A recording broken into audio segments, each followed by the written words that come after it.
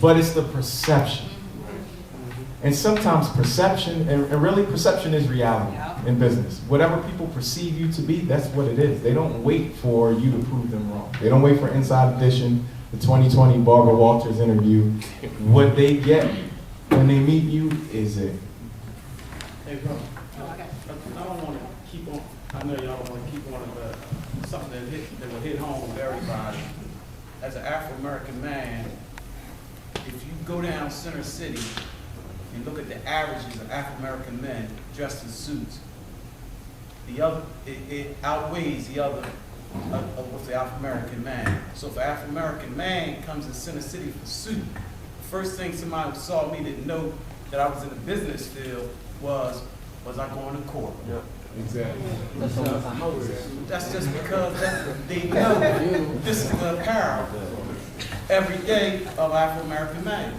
So when he saw me in the suit, was I going to court? No, I dress like this every day. Oh, yeah, what do you do? So you have to know that the fad of the apparel of the street is different than you being in business. If you want to become a businessman, and this is what you're showing because you're here, then what everybody was telling you, you know, just let it just seep in. That's all. Well, I wanted to make a quick comment about ladies and what we dress like. Unfortunately, ladies sometimes show off the wrong parts of their body in terms of doing business. My business is with my mind, so I have to be cognizant of what I wear, because to a man it's sending off the wrong signals. And it's just how it is. And women deal with business differently, and I understand that. We are more relationship based. But when it comes to relationships, it's how we give each other hugs, it's how we say hi, it's our mannerisms. And for me, one of the big decisions I made was to grow locks after I left corporate America, because it was something that I couldn't do inside of corporate America. I was looking to find myself first before I found the business. And I had to know what's comfortable to me. In corporate America, locks are not hitting it. That we're damaging our own hair, trying to fit into somebody else's model of what we should look like. So being an entrepreneur actually expanded my possibilities and what I could do. But also, now I deal with corporate clients, I want to have a professional image. So it's always a balance of who you're talking to, and I think about that as I'm dressing. I say, who's on my agenda? And one of the mistakes I made, and I swear I hope nobody makes this mistake, is I went outside thinking I wasn't going to meet a client that day. I went outside with my hair just undone and a t-shirt to a Fridays. Don't do that. When you become an entrepreneur, you're always at work 24 hours a day, 7 days a week. People see you all the time, especially knowing that you're marketing yourself consistently.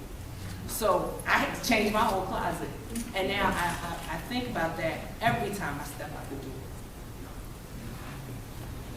I really want to kind of touch on that piece and wrap things up before we go on that we're not telling you to lose yourself, right? So once you kind of identify the passion, know who you are, know yourself, right? But again, get what you want, get what you need to succeed. So, I want to just leave it at that. The main thing, particularly, I want to emphasize again, is not to lose what's in here, no matter what organization you work for. Not to let them change you, but you know what you're in it for. So you have a plan and a strategy already. You research that company, you know what you're there for. Even maybe how long. You say, I need to be at this organization for 3 years to gain some savings. I need this salary, this amount to accomplish my goals. And then you work from there. Whatever you have to do within that industry, you get what you need. And you move on, but you still retain who you are. Any other questions before we move on? Chris? I was just going to make one comment, and I'm another young person here. I was just going to say that on a more personal level, there are good suits and bad suits, and what you might wear as a uniform, you know, isn't necessarily what you would get if you were going to the store yourself. I mean, there are $100 suits and there are $2,000 suits, and I'm sure, you know, whatever your budget, I'm sure you can go to a store and work with some people who understand, you know, clothing more than I might, and find something that you might like for yourself. And also, my first job, I mean, while I was in college, was at Comcast, and I worked in the training department, and they had a young manager who was like, you know, 27, 28, and he had about 100 employees under him. And he said, well, why don't these people pay attention to me? You know, and one of the things that was in a training seminar for managers when I was there, you know, was that you know, he needed to make sure he paid more attention to detail, whether that be wearing French cuffs or getting custom-made shirts or whatever it is. I'm sure, you know, if Jay-Z can wear a suit, you know, and think it's cool, then I'm sure, you know, and I just like that artist. I mean, you definitely can find something that you would like. I mean, at the store, if you know, check that out. That's all. Very good. So you have a lot of examples. So you have one more question? What do you guys think is the most important thing about being a successful business person? The most important? Yeah. There is no one most important thing to learn, because we could all be entrepreneurs in the same industry and all have different experiences on that path, and all have things that vary in importance to us based on our business model. The most important thing is to know yourself. Know your capabilities, know your weaknesses. You know, to bring it home to the street level, you know, Puffy is not a producer. Like, no matter how many times he dances in front of the screen, like, yeah, he gave us Biggie, but he didn't produce, you know, none of those records on Ready to Die. You know, the reality is he knew how to dance, he knew how to present it, but he got producers around him that had the talent. You have to do the same thing. You know, what is it that I'm weak at?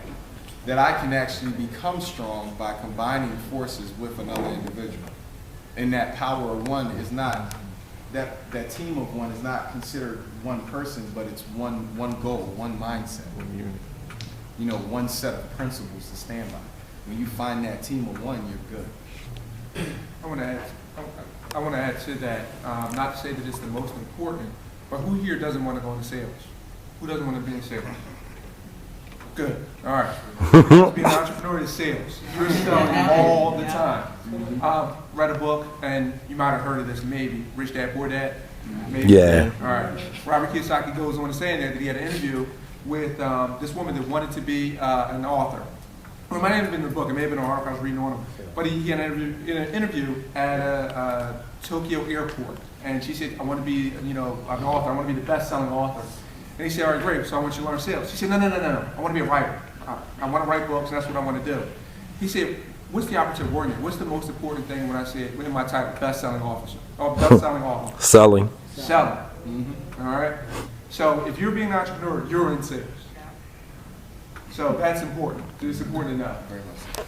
I just want to add one more thing with regard to that. As an entrepreneur, I think that another important thing is to know how to change, how to adapt. There's this book called Dip, and basically it says you got to know when to hold them and when to fold them. And I mean, sometimes you can be going down that path, and that's not the right path. You need to shift. And sometimes you need to just hold on, even if nothing is giving you anything back. So it's really beginning to get that balance, so you can always feel as if this is not in vain. I am going somewhere. I am